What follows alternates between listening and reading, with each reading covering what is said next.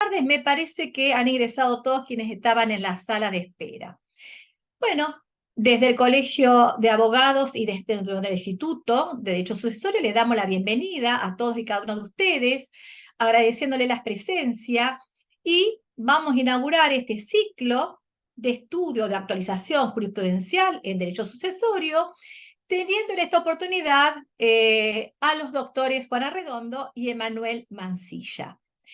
Ambos nos van a ilustrar sobre dos fallos bastante recientes y paradigmáticos, luego de los cuales, luego de esta introducción breve, daremos comienzo a esos fallos, a su participación, pidiéndoles que cualquier inquietud la dejemos para el final de esta charla, de manera tal de que resulte más provechoso. Ustedes anotan sus preguntas y vamos a abrir entonces un espacio para ellas.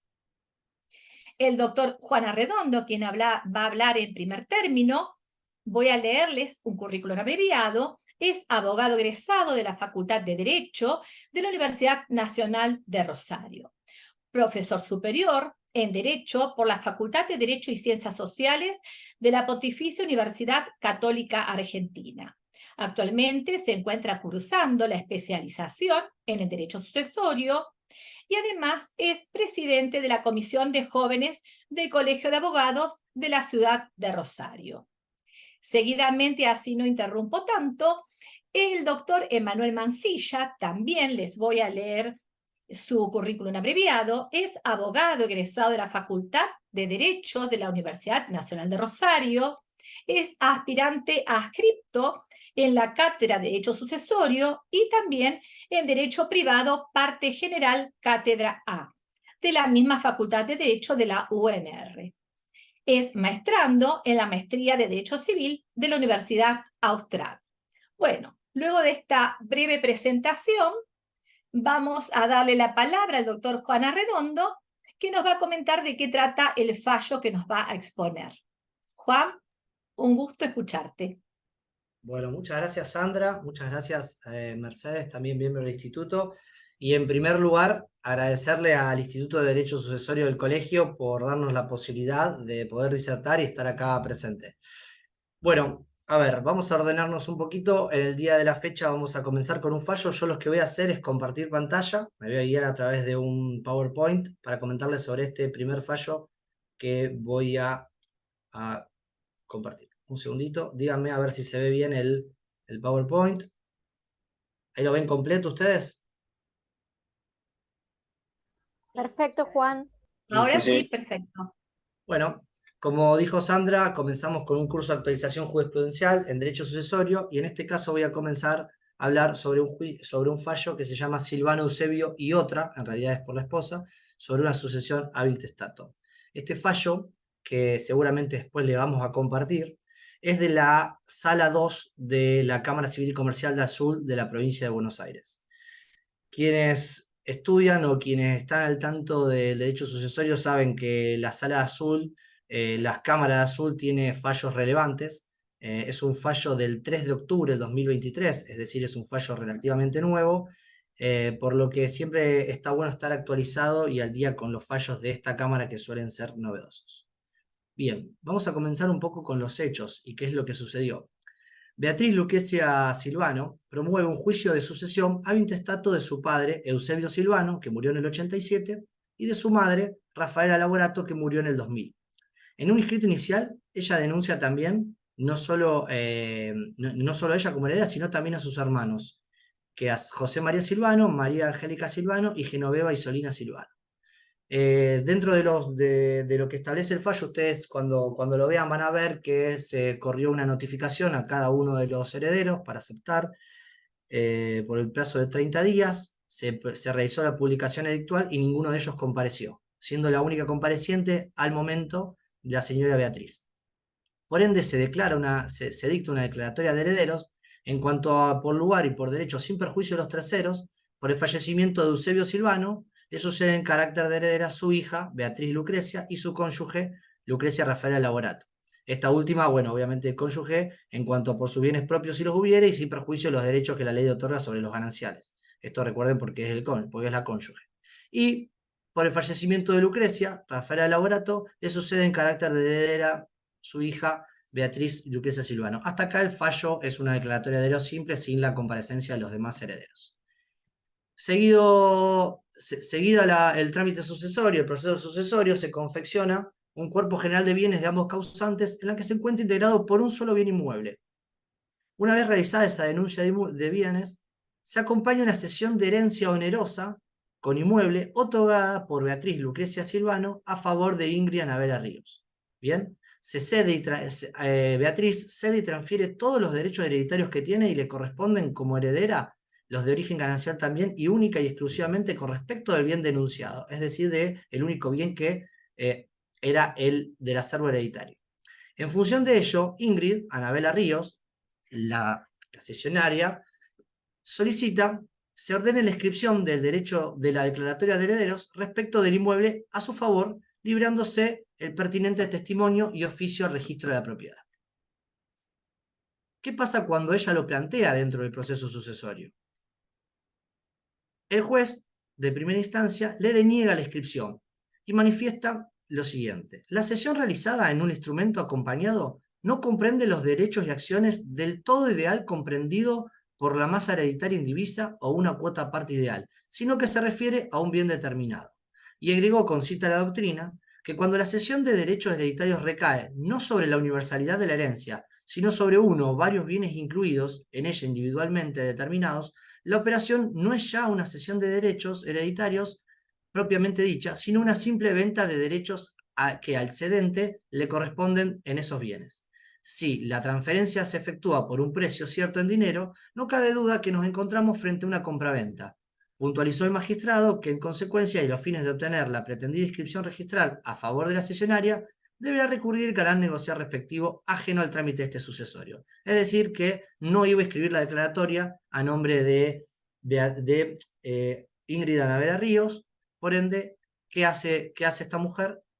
Plantea un recurso de reposición y apelación en subsidio. ¿Cómo motiva ese recurso, esa revocatoria?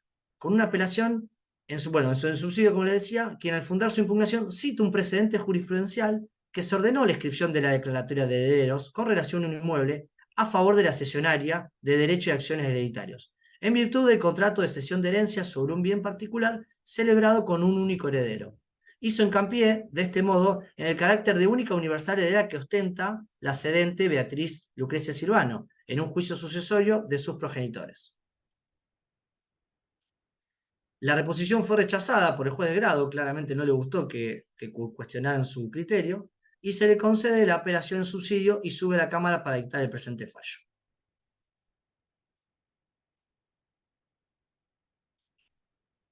Ahora, antes de continuar, un poco vamos a ver, y para verlos considerando del fallo, recordemos el artículo 2309 del Código Civil y Comercial, que específicamente regula la cesión de bienes determinados. La cesión de derechos sobre bienes determinados que forma parte de una herencia no se rige por las reglas de este título, sino por las del contrato que corresponden, y su eficacia está sujeta a la del bien atribuido al cedente en la partición. Recordemos que antes de la sanción del Código Civil y Comercial había una discusión doctrinaria, ahora vamos a ver en los considerandos, en donde estas sesiones se hacían, y si hay algún notario participando de esta charla, muchas veces por el tráfico jurídico y por los negocios jurídicos que se generaban dentro de las sucesiones, se hacían estas sesiones de derechos hereditarios relativas solamente a un solo bien. Discusión que fue, obviamente, zanjada por la doctrina y plasmada no solo en el proyecto de ley de reforma de unificación del Código de 1998, sino que en el actual 2309, como vimos a continuación. La doctrina establece, Lambert sostiene que el contrato de cesión de herencia, acá no el sobre bien determinado, sino el contrato de cesión de herencia, que es el que generalmente solemos ver, se tipifica para transmitir la titularidad de la herencia universal sin consideración a los bienes en particular. La simple lógica deductiva da razón al texto del artículo 2309 al señalar que si el heredero o cesionario singularmente, durante la indivisión hereditaria, celebra contratos en consideración a la transmisión de los bienes en particular que la integran, no se rige por las normas de la cesión de herencia, sino por las del contrato que corresponda. Seguidamente expresa el autor que esta era una postura mayoritaria de la doctrina y la jurisprudencia previa a la reforma de la codificación civil y comercial que ésta adopta. Sin embargo, la realidad negocial impuso la existencia de las denominadas cesiones de derecho hereditario sobre bienes determinados, como les comentaba antes, las cuales incluso muchas fueron tipificadas por leyes fiscales a los fines de su tratamiento y gravamen impositivo, como las leyes de sellos, y por normas administrativas en las que, por ejemplo, reciben la codificación o nomenclatura particular para su relación registral, en las cuales se ha reconocido implícitamente su validez.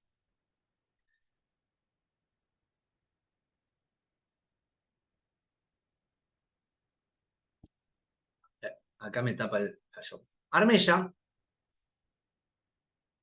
plantea que el contrato de cesión de derechos y acciones hereditarios sobre un bien determinado ha sido una creación del tráfico jurídico y que se ha dado con frecuencia en todas aquellas oportunidades que tanto el heredero único como todos los coherederos, o algunos de ellos, en vez de disponer de todo o de una parte alícuota de la universalidad que le había sido deferida, de acuerdo con su vocación hereditaria, o con el llamamiento efectuado por ley o por la voluntad del testador, transmitían tan solo derechos sobre un bien de toda esa universalidad.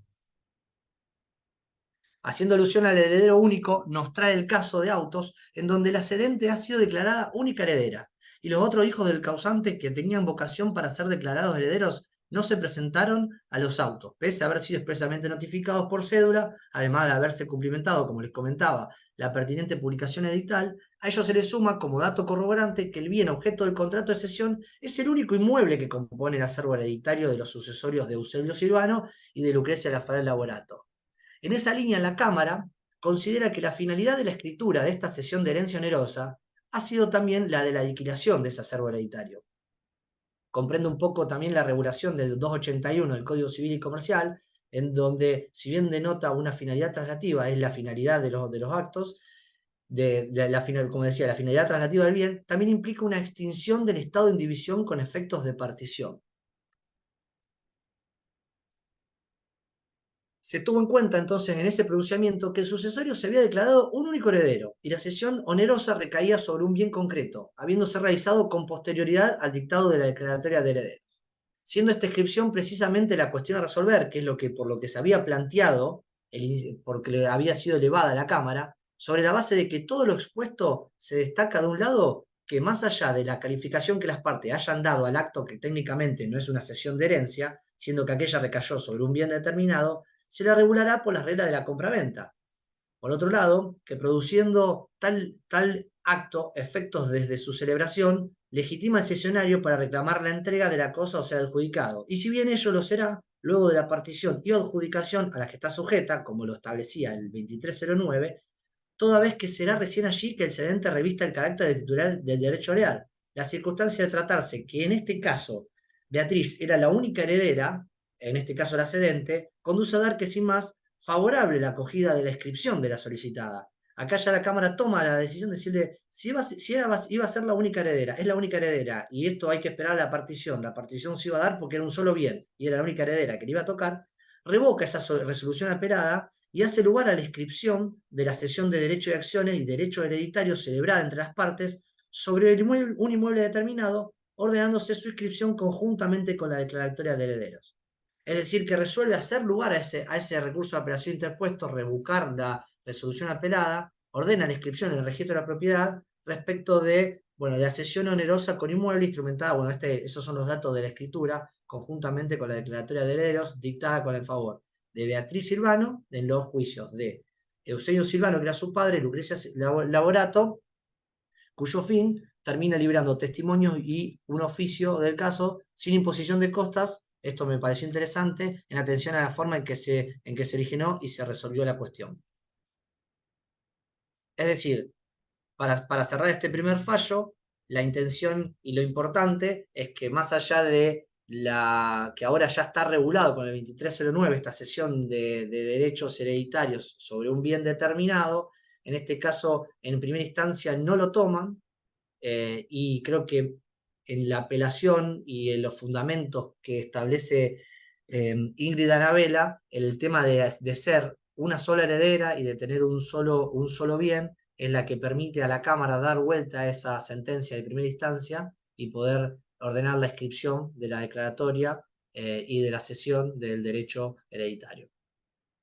Ahora los dejo con mi Bueno, compañero. Juan, muchísimas gracias, sumamente interesante. Vemos que es muy reciente además, porque es de este mismo mes el fallo. Así es que es sumamente actual. Y le vamos a dar la palabra entonces ahora, que ya lo hemos presentado en un currículum abreviado, al doctor Emanuel Mancilla. Te escuchamos, Emanuel. Hola, ¿qué tal? Bueno, buenas tardes a todos, a todas. Gracias por estar acá. Y bueno, también gracias al Colegio de Abogados por la invitación y a todos los miembros del instituto por esta actividad que la verdad que está muy buena, muy interesante y aprendemos de casos de la vida real. Bueno, yo voy a compartir pantalla también para hablar de un tema que resulta sumamente interesante y muy actual y que está teniendo en el último tiempo bastantes pronunciamientos judiciales. Y el título del fallo de este caso, digamos, es la fertilización post-mortem como acto de última voluntad. Acá la idea es un poco hablar en principio de los hechos, ¿no? Es decir, voy a checar esto porque no alcanzo a leer todo. Dice que en el año 2013 el causante se realiza en una clínica de fertilización asistida la extracción de espermatozoides y manifiesta por escrito que continuará en ese estado, digamos, de crioconservación, hasta que, con expresa voluntad del paciente, sea utilizada en un procedimiento de reproducción asistida de alta complejidad, sea trasladado a otro centro de reproducción o bien sea descartado. Para proceder en cualquiera de estas alternativas será necesaria la firma de un consentimiento por parte del paciente. Al iniciarse este proceso judicial, la actora, los que no les comenté antes, es que esto es una sentencia de la Cámara Nacional Civil, Sala A, es decir, es un recurso de apelación, ¿no? Entonces acá el apelante lo que acompaña es un documento titulado Consentimiento informado para técnicas de reproducción asistida, del cual databa del año 2016, es decir, el causante, en este caso, había dejado directivas anticipadas expresas posterior a haberse sometido a la extracción de los espermatozoides para la crioconservación. Del documento, digamos, nos surge que el cónyuge de la actora haya formulado una precisión alguna para disponer de ese material en una biopsia para después de la muerte del causante. ¿Está? Es decir, había un consentimiento informado. Y además funda la postura en la existencia de un poder general amplio de administración y disposición respecto de esos embriones crioconservados. Entonces, en aquel entonces, digamos, el causante le había otorgado en febrero del 2013 a su esposa, ¿no? Y en lo que aquí importa, se estableció que la mandataria también quedaba autorizada para la cantidad de veces que se considere necesario que las muestras de semen del compareciente, las cuales se hallan en el laboratorio Ceremas, que bueno, es el laboratorio donde estaban los espermatozoides crioconservados. Acá hay un problema, digamos. El problema está en que nosotros no tenemos, o al día de la fecha, digamos, una normativa que nos permita a nosotros dilucidar o llegar a una solución posible, pacífica y clara, digamos, de todo lo que es los casos de fertilización post-mortem, ¿no? Recordemos que en nuestro Código Civil y Comercial no está establecido eso, y había una posible solución a este conflicto que venía dada del proyecto del Código Civil y Comercial, que en su artículo 553 establecía que en el caso de muerte del cónyuge, de la cónyuge o del conviviente de la mujer que da a luz, no hay un vínculo filial entre la persona nacida del uso de técnicas de reproducción humana asistida y la persona fallecida si la concepción de la mujer o la implantación del óvulo, del embrión, no se había producido antes del fallecimiento. Es decir, y después agregaba que no rige lo dispuesto en el párrafo anterior si se cumple con los siguientes requisitos. El primero de ellos era que la persona haya consentido en un documento que en el documento previsto en el artículo 60, el artículo 560, que el artículo 560 está incorporado actualmente y es una de las soluciones posibles a este tipo de casos. Pero este artículo 563 además establecía, y ahí lo dice claramente, que si no lo dejaba en un documento previsto en el 560, también lo podía hacer por medio de un testamento. Entonces dice que o lo dejara mediante un testamento, que esos embriones producidos con sus gametos sean transferidos a la mujer después de su fallecimiento. La otra excepción estaba dada que la concepción de la mujer o la implantación del embrión en ella se produce dentro del año del siguiente al deceso. Ahora, bien, una interpretación que se hace de este artículo era que era necesaria, primero y principal, que en cuanto al inciso B de las excepciones, es decir, que la implantación sea hecha dentro del año posterior, estaba dada que obviamente esa implantación era permitida, pero tendría que haber dado el consentimiento por parte del causante en vida. O sea, eso queda claro. Es decir, sin ese consentimiento expreso para la implantación en el periodo de ese año, no existía esta posibilidad. Y obviamente que producido este año, una vez acaecido el año, quiero decir, lo que producía era la caducidad de ese derecho de poder usarlo, ¿no? Y además, bueno, y otra cuestión, ¿no? Fundamental. ¿Cómo resolvemos esto? Porque no es que no ha habido intentos. En nuestra legislación posterior, digamos, a la sanción de la entrada en vigencia del Código Civil y Comercial, a la no entrada en vigencia de este artículo 563, ha habido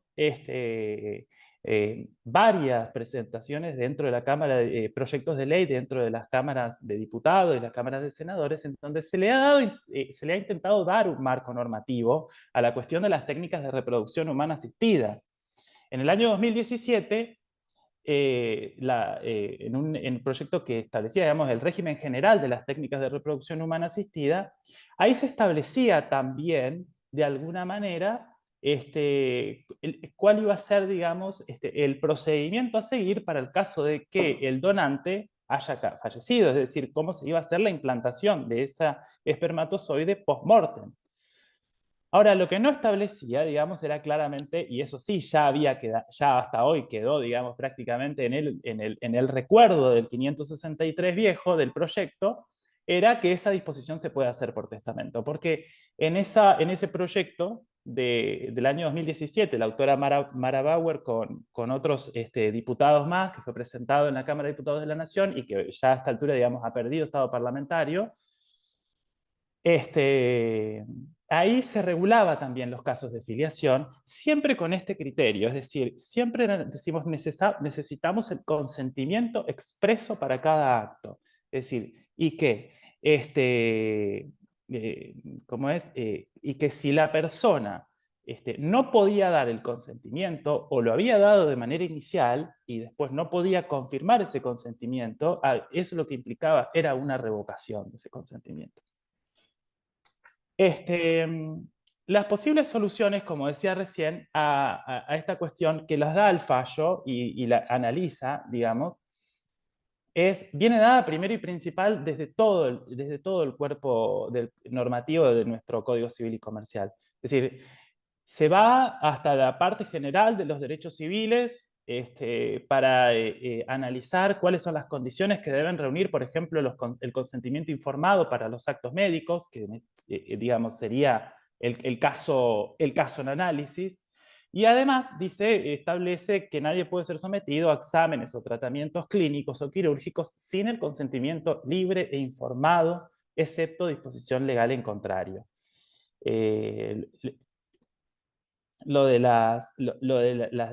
Entendiendo que lo de las disposiciones legales en contrario tiene que ver más que nada con el caso de que los tratamientos del artículo 60. Por su parte, el 560 del Código Civil y Comercial, que está vigente actualmente, es aquel que nos da, digamos, la pauta de que dice que el centro de salud debe recabar el consentimiento previo, informado y libre de las personas que se someten al uso de las técnicas de reproducción humana asistida. Y dice, este consentimiento debe renovarse cada vez que se produce la utilización de los gametos o los embriones. Acá claramente nos está describiendo una cuestión. Digo, el acto de las técnicas de reproducción humana asistida tiene un tratamiento especialísimo, podríamos decir, dentro de los actos médicos. ¿Por qué? Porque lo que acá el legislador le está poniendo a cada acto que se hagan dentro de ese tratamiento un consentimiento particular, aislado. Es decir, cada vez que exista una manipulación de esos embriones, se requieren sí o sí un consentimiento expreso. Y ahí entran a jugar un montón de principios y que hoy son muy actuales y que la jurisprudencia está tratando de hacer, digamos, malabares para ver cómo lo va integrando de alguna manera armónica a todo el sistema del derecho, que es que tiene que ver con la voluntad procreacional. ¿Y qué pasa con esa voluntad procreacional? Porque en nuestra legislación no está permitida la voluntad procreacional presunta. Entonces, que también es un tema en análisis.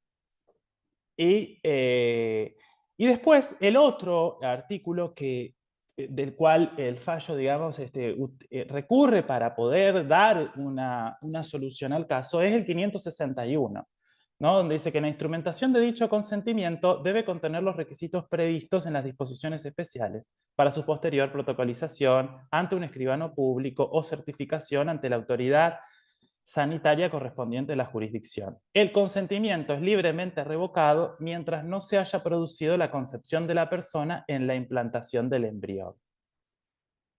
Esto vuelve a reforzar la idea, ¿no? Es decir, acá hay, todo el ordenamiento protege con muchísima rigidez todos los que son los principios, o sea, los derechos personalísimos de una persona, ¿no? El consentimiento, la libertad, y además, bueno, en estos casos le agrega que tienen que ser informado y previo y esto, ¿no? Ahora, ¿qué es lo que dice cuáles son en sí los fundamentos de la decisión judicial? El juez dice que el gameto masculino, ¿no? El espermatozoide, es una célula cuya función consiste en la formación de un cigoto al unir un espermatozoide con un óvulo.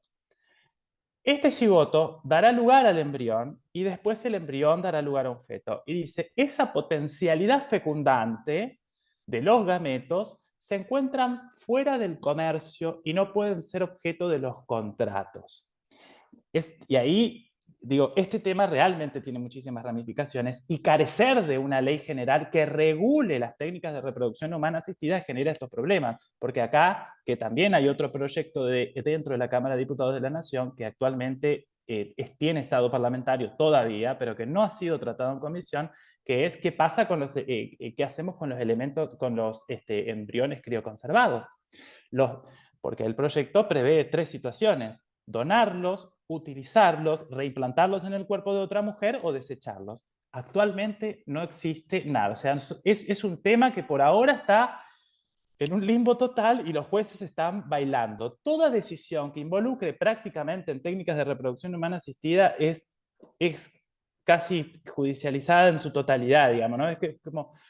digo, también por un principio, digo, del derecho civil, hay una persona desde el momento de la concepción, y bueno, después habrá una discusión sobre el momento de la concepción, con Artavia Murillo, con todos esos fallos de derechos humanos a nivel internacional, pero bueno, el momento es esta normativa a la que hay que ir adaptándose, ¿no? Es decir, dice que se encuentran fuera de los contratos, dice, porque obviamente resulta contraria a la dignidad de la persona humana, ¿no?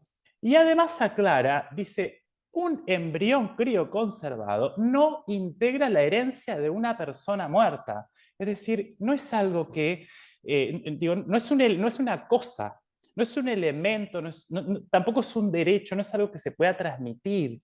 Es propio de la persona que se sometió a ese tratamiento y que es esa propia persona la que tiene que dar ese consentimiento expreso para la utilización.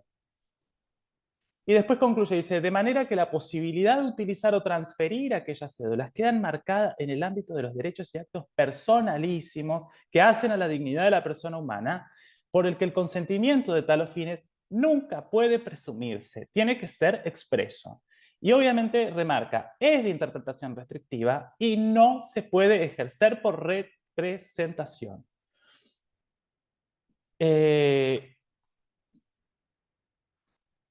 Después dice, ahora bien, dice, tal caso, como se requiere, el consentimiento debe ser actual.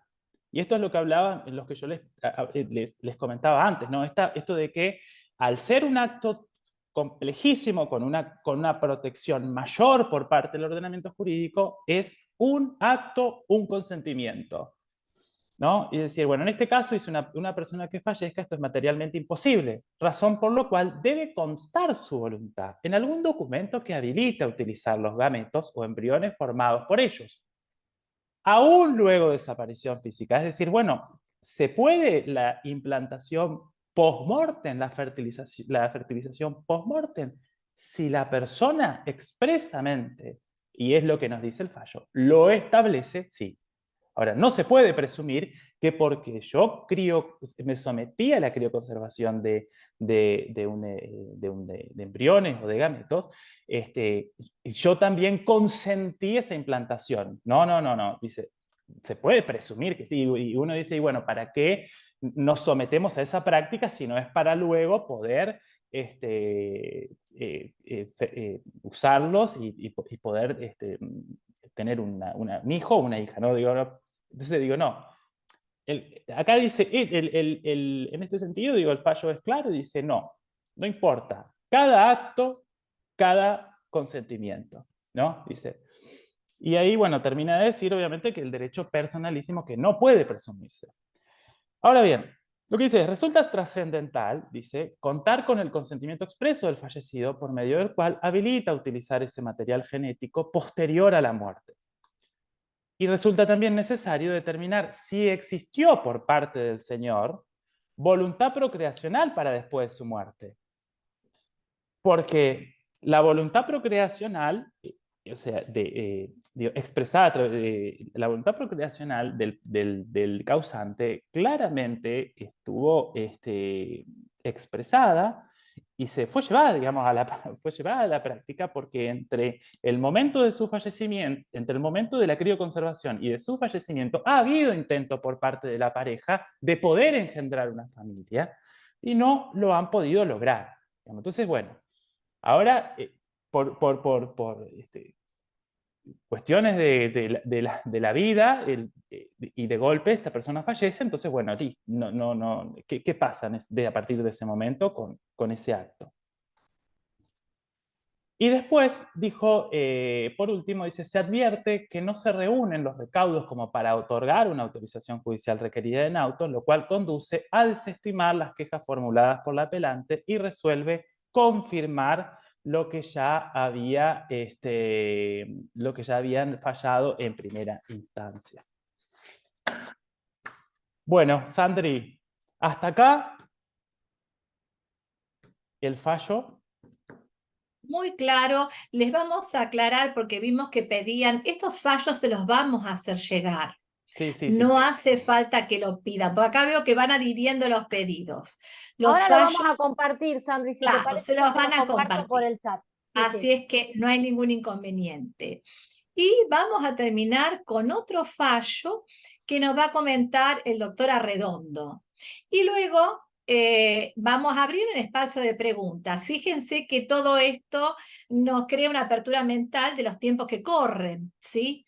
Así es que, bueno, Juan, aguardamos este último fallo que nos comentes. Y la verdad que han sido excelentes los fallos, así como lo expusieron. Muy interesantes. Bueno, para también cerrar un poco y para que no se lleven solamente dos fallos, sino que le damos esta chapa, por así decirlo, otro fallo que también es relativamente nuevo, que es del 7 de septiembre de 2023, de la Cámara de Apelaciones Civil y Comercial de Gualeguaychú. Ahí les voy a compartir un PowerPoint también. Los PowerPoint siempre nos sirven para para poder guiarnos en cuanto a la disertación.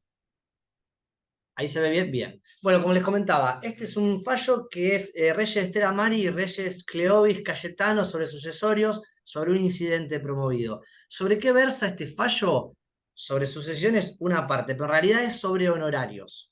Les voy a comentar un poco cómo fueron los hechos y rápidamente. El doctor Félix Elías Castillo apela a una resolución en la que declara que está prescripto su derecho de solicitar la regulación de honorarios profesionales. Impuso costa recurrente y reguló honorarios profesionales por ese incidente en contra del doctor Castillo.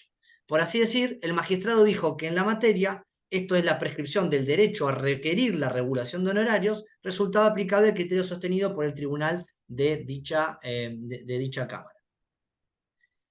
El letrado, al momento del doctor Félix Castillo, al momento de apelar, expresa en sus agravios que se desempeñó como apoderado de un tutor dativo que era tío de varios menores, sin perder el contacto con esos herederos. Es decir, se inició, les voy a comentar un poco los hechos que no me quise meter para no aburrirlos también y para que no sea tan extenso. Es decir, que el tío, que estaba encargado de los menores porque habían fallecido sus padres, lo contrata al doctor Félix Castillo para llevar adelante la sucesión. Entonces, él era el tutor dativo y la sucesión se hacía en pos de declarar heredero a los menores. Tío de los menores, sin perder contacto con los menores, el doctor Castillo, quienes le transmitieron su petición de diferir el cierre, por así decirlo, del sucesorio hasta que decidan el destino del inmueble en cuestión. Que eso fue en el 2006, le solicitaron a su vez que activara esa sucesión para que luego que decidieran postergar la venta. Que eso llevó a no advertir que para aquel entonces, porque esto es un juicio, una declaratoria que se empezó hace mucho tiempo. En el 99, el más menor de todos, por así decirlo, obtuvo su mayoría de edad, y en el 2006 lo vuelven a contactar a Félix, al doctor Castillo, para que activara esa sucesión, y luego, que nos suele pasar a muchos de los que ejercemos, que tenemos esas sucesiones largas en donde vienen, te traen, bueno, sí, después no te traen más nada, se olvidan, uno los corre, les manda citaciones, los trata de buscar y no comparecen en el estudio, no nos traen el material y no podemos seguir, y son expedientes que quedan truncados. A los que ya vienen ejerciendo hace un montón seguramente deben tener expedientes en su estudio, que deben ser sucesiones seguramente, que quedaron ahí hasta que los herederos se pongan de acuerdo, hasta que a alguno le pase algo y tengan que venir a buscarla. Y bueno, ahora con el tema de la digitalización va a ser un poco más difícil. Pero bueno, para no irme por las ramas, le habían solicitado en el 2006 que reactivaran y después se volvieron a colgar, por así decirlo, en postergar la venta. Y en ese momento él no advirtió que ya no seguía un poder, porque el tío había fallecido. Posteriormente a todo esto que sucedió, los herederos comparecen con una nueva profesional y se notifican de esa denuncia de bienes que había realizado el señor Castillo. Y manifiestan su una conformidad expresa, dice Castillo. Y para octubre del 22, ¿qué dice? Como ya hay otro profesional, pide una regulación de honorarios provisorios. Y fue rechazado hasta tanto no esté por acreditada la evaluación del bien. En dicho momento, ninguno de los herederos le plantea una prescripción a esos honorarios. Es decir, que cuando Castillo plantea su regulación de honorarios, el juez le dice no, hasta tanto no está acreditada la evaluación del bien para poder yo estipular los honorarios profesionales, no voy a regular sus honorarios. Ahí podemos tener un criterio de encontrado, pero bueno, eso fue planteado por el juzgado y los herederos nada dicen. Cuando se acredita, una vez determinada esa evaluación del bien que lo hace la nueva profesional, se dispuso un traslado al doctor Castillo, quien encuentra una disconformidad en cuanto al valor fiscal y al valúo fiscal del bien inmueble, por lo que se genera un incidente de disconformidad por el bien denunciado, que era lo que va a ser inventariado para la regulación de honorarios. Entonces el juez de primera instancia genera ese incidente que es este que tenemos acá. Los herederos, al contestar un traslado dentro de ese incidente, ahí recién interponen la defensa de la prescripción de los honorarios. Que el plazo para el doctor Castillo, el plazo de prescripción no había comenzado, ya que no había sido determinado el acervo hereditario, y que una providencia que le difería dicha regulación le daba la razón, que es la que yo le comentaba antes, que el juez le había dicho que no podía regular, por lo que se agravia en la resolución de primera instancia. Del otro lado, los herederos del doctor Castillo,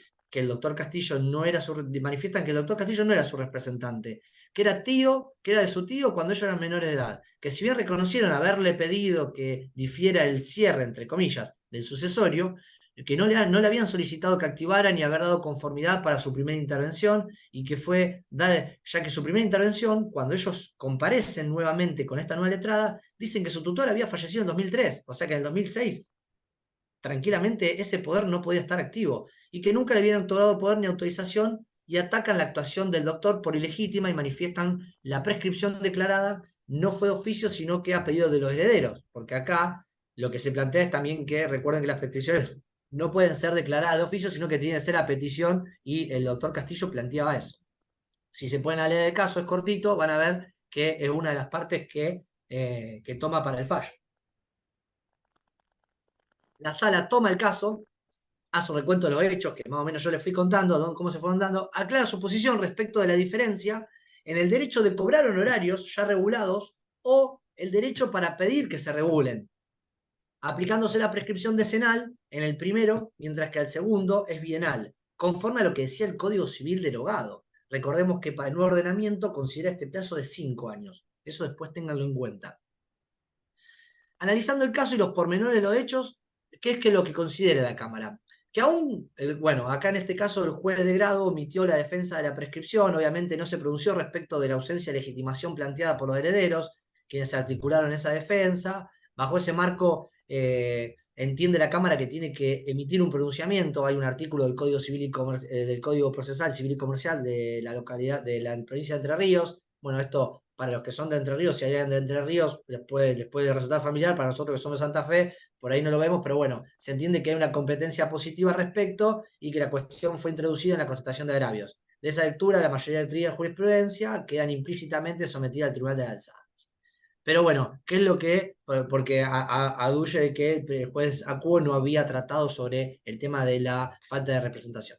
Pero como lo reseñó anteriormente, dice el juez de que falla, el letrado Castillo actuó en nombre y representación del tutor dativo Elvio Reyes, quien otorgó ese mandato con el objeto de promover ese juicio en 1990, y le reconoció a aquello la condición de herederos. Hasta aquí resulta claro que el tutor no actuó en interés propio, más bien en beneficio de sus propios sobrinos, a través de la función que les fue asignada.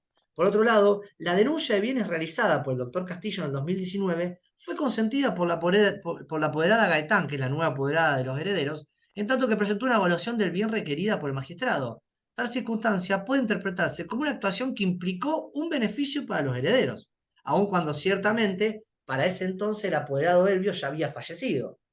Y que cuando él había advertido de que ya no tenía ese poder el doctor Castillo, pero no lo advirtió y siguió adelante con la presentación de la denuncia. Bajo ese enfoque, la actividad desplegada por el señor Castillo, la Cámara lo considera como una carga de la sucesión. Recuerden que las cargas de las sucesiones deben ser, las cargas y las deudas que genera la sucesión deben ser soportadas. En tanto, esta comprende que todas las derogaciones que redundan en beneficio colectivo de los herederos, porque hacen a la perseverancia de los bienes hereditarios o tienden a su efectiva transmisión. Por ende, le da a la actuación del doctor Castillo una fuerza de carga. De ello se desprende que, sin desconocer que el doctor Castillo actuó a tenor del mandato concedido como de tutor dativo, el rigor de la tarea que se le encomendó estuvo motivado en beneficio e interés de los hermanos, o sea, de los herederos, por eso entonces menor de edad y para apertura de sucesión de sus progenitores.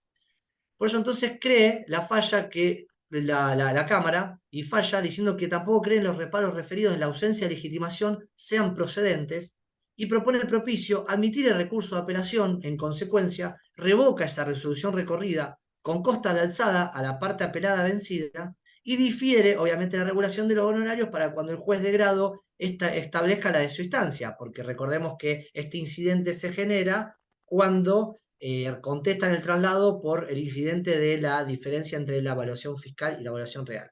Entonces, de esta forma, se apela esa prescripción, va a la Cámara y hay un antecedente en la Cámara de Gualeguaychú en cuanto que la actuación por el profesional, en este caso, va a ser legítima y va a tener derecho a una regulación de honorarios. Me pareció interesante este fallo porque generalmente en las sucesiones suele suceder, como yo les comentaba, que duran mucho en el tiempo y pasan profesionales, se jubilan, fallecen profesionales y después uno toma, hay que hacer reconstrucciones. Generalmente el trámite de las sucesiones se termina transformando en un proceso largo de muy burocrático para poder ir avanzando y hay profesionales que intervienen. Nosotros en nuestra regulación tenemos por etapas marcado cuántos porcentajes corresponde a cada profesional, si hay una nueva regulación de honorarios, si hay una nueva, perdón, denuncia de bienes, qué regulación de honorarios para el profesional que interviene en la denuncia de bienes o los que intervinieron.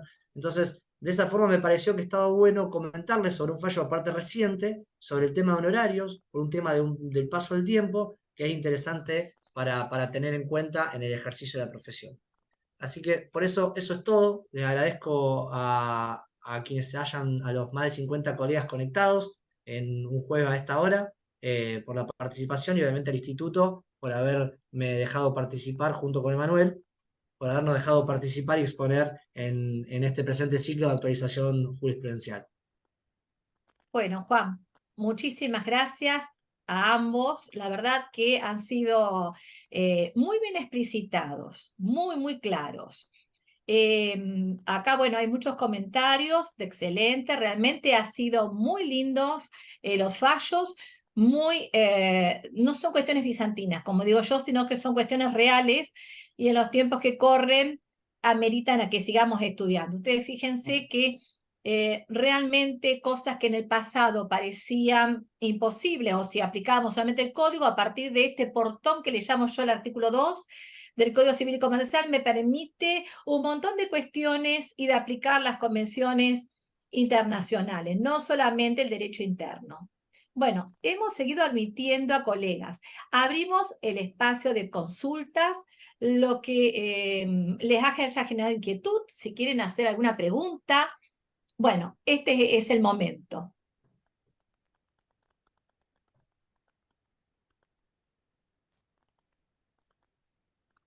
Excelente las exposiciones, yo voy leyendo. Si me dan 2 minutos, voy a tratar de compartirles los Sí. fallos para el chat del grupo. Así que si se esperan, mientras que si hay Perfecto, preguntas, así lo pueden tener. Bueno, y si les quedó dudas o algo que quieran participar, abran el Sí, micrófono, no hay nos ningún pueden escribir al inconveniente. mail del instituto también, nos puede contactar por la cátedra, por el mail por la página de Instagram del Instituto de Derecho Sucesorio o de la Cátedra de Sucesiones e Iglesias.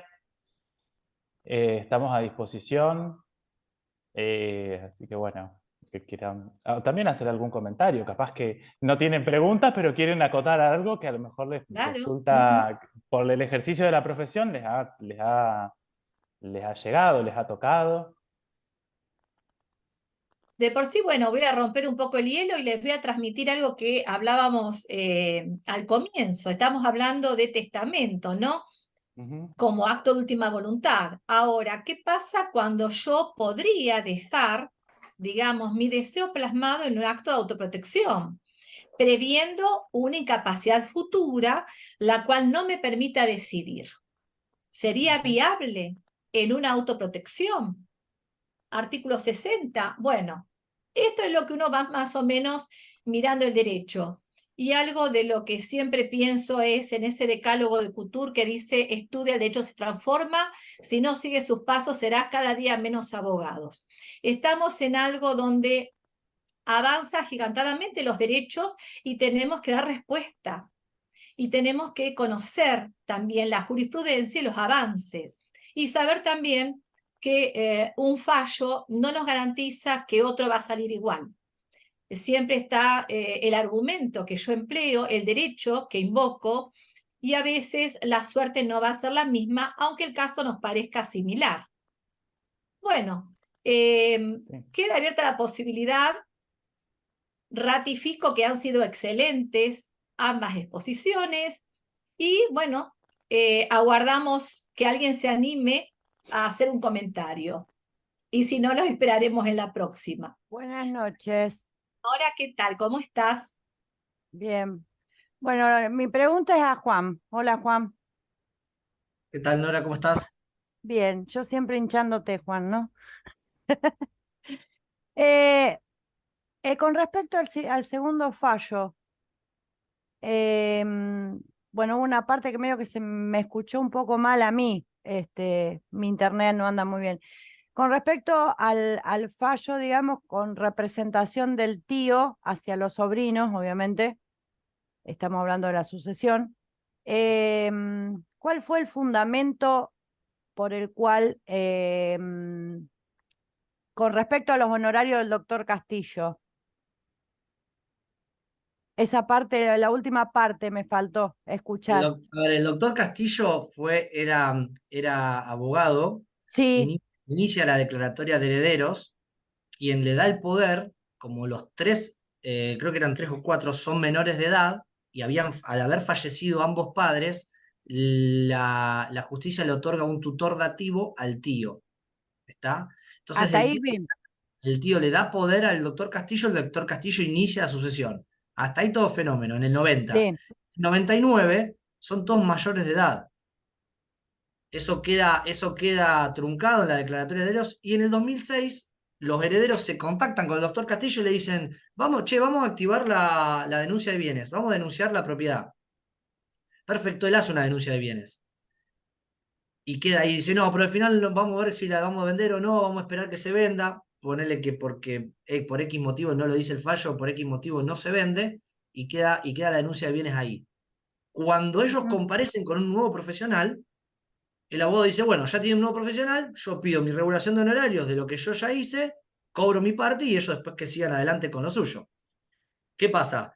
Cuando va a pedir regulación, el juez le dice, no al lugar de la regulación de honorarios hasta tanto no esté la evaluación del inmueble. Cuando evalúan el inmueble, que lo evalúa el nuevo profesional, o sea, acredita la evaluación del inmueble, el doctor Castillo ahí dice, no, che, para que está mal evaluado, y se genera un incidente por la evaluación. Cuando hay una diferencia entre la evaluación, por el tema de los honorarios, porque eso va seguramente a la regulación de los honorarios del profesional, porque si no es lo mismo que denuncie el bien por 5.000 pesos que por 500.000, entonces en ese caso lo que se plantea es un incidente, y en ese incidente se plantea la prescripción de los honorarios de él, diciéndole que él ya había pasado mucho tiempo y de que no correspondía regular sus honorarios, ¿sí? En ese bien. caso, ahí es donde ¿cómo se llaman? Es donde empieza con este incidente, plantea el recurso y la Cámara lo da vuelta porque el juez de primera instancia le hace lugar a la prescripción, él lo apela y va ¿cómo se llama? Y va a la Cámara y la Cámara dice que sí, que no, que es como considerado lo que él hizo como una carga de la sucesión, que es en beneficio de todos los herederos, que pese a, bueno, el tema de la falta de legitimación por personería, y lo que te lo conté de vuelta otra vez, y lo que hace... Perdón, No, no hay problema, perdón que te pregunté. pero No, por pasa ahí que queda se me más había claro así. cortado un poquito. Y lo que hace la Cámara es darle la posibilidad de que le regulen honorarios, obviamente cuando esté determinado el valor del bien, porque quedó en el incidente que quedó truncado por la apelación de los honorarios, de la prescripción. Claro, eso es lo que me hacía ruido Porque a la- mí, porque le viste que porque las la- sucesiones, vos hablaste que son largas, las sucesiones hay muchas sucesiones que son largas, ¿y qué pasa en ese caso? Y más si la persona, por ejemplo, en el caso del tío que falleció no me acuerdo Sí, el pero el tío año. acá no tiene nada que ver porque los sobrinos no sé si lo heredan o no, capaz que el tío tiene otra familia y lo heredó su familia, ¿sí? No, al tío no lo meta, simplemente el tío cumplía como un tutor en No, su... no, no, me refiero que quien lo contrató, pero era en beneficio de los sobrinos, no es que Sí, era en eso está beneficio claro en el propio. fallo. El fallo que Claro.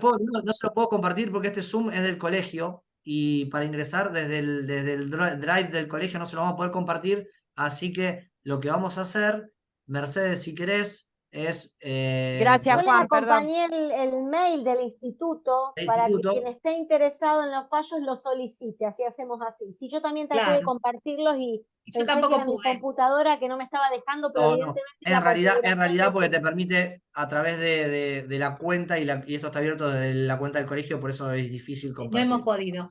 Perdón, Juan, yo te Sí, voy a interrumpir un segundo porque acá hay un colega, el doctor Gasse, dice que no tiene audio para preguntar y te quiere preguntar si la cesión sobre un bien inmueble único, única heredera, el boleto debe ser por escritura pública y debe presentarse luego de la denuncia de bienes. ¿Puede vender la heredera antes de la denuncia de bienes? Pregunta. a ver, dos cosas. Es única heredera, de ahí que ver primero el estado en el que está y si va a ser o una sesión de derecho hereditario sobre bien determinado. Ahora, lo que pasa es que el fallo, ahí yo por ahí yerro en no explicarlo, el fallo en el 2309, la Cámara aplica el 2309, pero acá me parece que era anterior. Había una discusión doctrinal, está la discusión. Ahora lo podés hacer una sesión sobre bien determinado, la podés hacer. Recuerda que todo ese tipo de sesiones son por escritura pública. Si ayúdenme, Sandra, y. No hay boleto, o sea, el tema ¿O quién del hace un boleto acá? boleto, Aquí hay un claro, boleto. no, el El boleto boleto debe es ser. No, el anterior boleto a una compraventa. En este caso, la sesión es por escritura pública. si es una sesión Son si hace una cosas sesión de distintas. derechos, la tiene que hacer por escritura pública, lo establece el código. Claro. Si va a hacer un boleto, puede hacer un boleto. A ver, en Sería heredera, otro mecanismo. No sería habría el que ver, caso. claro, habría que ver el caso, porque si vos me decís a mí, hoy, si es única heredera, que inscriba la declaratoria y venda por tracto abreviado. Y es una Acá operación. dice Andrea Campos, boleto de compraventa de inmueble con cláusula de protocolización.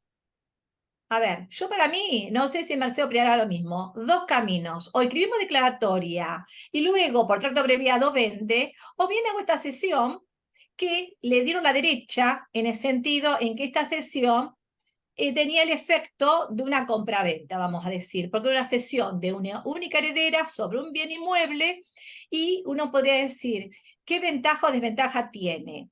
En primer lugar, con la cesión, que es por escritura pública, ya la persona, el heredero, se quita el tema de encima. Va a ser una cuestión que va a seguir con el cesionario tramitándolo en el registro de la propiedad. O sea, ese sería el sentido.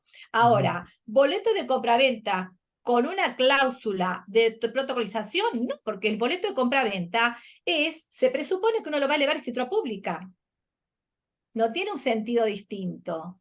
Y tradicionalmente, ¿qué hacíamos nosotros? Escribimos la declaratoria y luego lo que hacemos es por tracto abreviado, tanto en cuanto siga estando, porque ustedes saben que no en todo el país es el tracto abreviado. En otros lugares hay que hacer transferencias Claro, por eso, y a ver, luego responder. claro, va a depender primero, obviamente, de dónde, bueno, Fernando me parece que es de acá de Rosario igual, pero bueno, al margen de eso, va a depender también del caso particular, de por qué vendió y si tuvo que vender. Claro, la doctora Campos ve de Catamarca, por ahí es distinto, por eso Claro, la porque ellos tienen salvedad otro está. mecanismo. Ujú. Gracias Andrea por comentarlo eso para que quedara. Acá en Santa Fe nosotros tenemos la posibilidad de hacer la inscripción y creo que es el camino más rápido y más simple. Ahora, Claro. puede pasarte que el cliente viene y te trae una sesión, un boleto, te trae todo junto y dice, bueno, a resolverlo. Y nosotros en el medio de un proceso hay que adecuarlo y hay que llevarlo al juez para que también el criterio del juzgado que corresponda falle o guíe el proceso a determinar lo que quieren nuestros clientes. Por eso es difícil. Fíjate, por ejemplo, está suspendido el RPIM, debe ser la descripción de los boletos de La compraventa. inscripción de los boletos de compraventa. El registro Nosotros público acá de lo que inmuebles tenemos en no es inscripción, Catamarca, sino el claro. sellado. Nosotros tenemos el sellado para que tenga fecha cierta los boletos de compraventa. Claro, nosotros, Andrea, es distinto. Por ejemplo, acá en Santa Fe, que bueno, por eso creo que es más efectiva la posibilidad de inscribir la declaratoria y ya después por un tracto abreviado poder Claro. transferir, porque total está viva. Ahora, si hay un tema de un inminente fallecimiento, que eso no se puede saber, pero por ejemplo una enfermedad terminal o lo que fuere, ahí sí, bueno, hay que extremar determinadas situaciones para poder controlarlo y para poder determinar y cumplir con lo que quiere el cliente, obviamente. A veces la estrategia, el tiempo, eh, bueno, a veces a lo mejor el cliente prefiere esperar y escribirla por tracto abreviado, venderlo y no ceder, que a lo mejor el cesionario le va a pedir una rebaja del precio también. Convengamos en que los tiempos son otros y también los valores son otros. Tal cual. Bueno, no sé si hay alguna otra preguntita o alguien quiere compartir algo.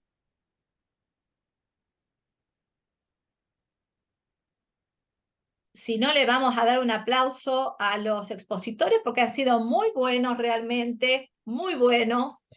Y los vamos a invitar al próximo ciclo. O sea, esta es una parte del ciclo.